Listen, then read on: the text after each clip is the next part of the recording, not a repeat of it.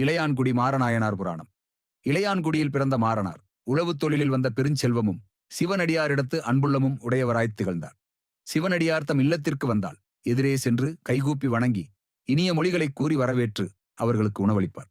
நாள்தோறும் செய்த மாகேஸ்வர பூசை என்னும் சிவபுண்ணியத்தால் அவரது செல்வம் நாளுக்கு நாள் பெருகி குபேரனைப் போன்ற பெரும் செல்வந்தராக வாழ்ந்து வந்தார். அடியார்க்கு திருவ முதலித்தலாகிய இத்திருப்பணியை செல்வ காலத்திலே மட்டுமன்றி வறுமையுற்ற காலத்திலும் விடாது செய்ய வல்லார் இந்நாயனார் என்னும் உண்மையினை உலகத்தார்க்கு அறிவுறுத்த இறைவன் திருவுள்ளங்கொண்டார். இதனால் இளையான்குடி மாறனாரின் செல்வம் குறைந்து வறுமை உண்டாகியது.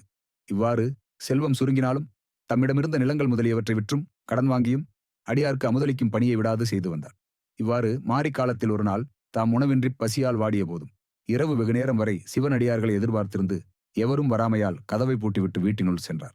நள்ளிரவு பொழுதிலே சிவபெருமான் அடியார் கோலங்கொண்டு மாறனாரது மனைக்கு எழுந்தருளி கதவை தட்டி அழைத்தார். மாறனார் கதவை திறந்து அடியாரை வீட்டினுள் அழைத்து வரவேற்று இருத்தற்கு இடம் கொடுத்தார்.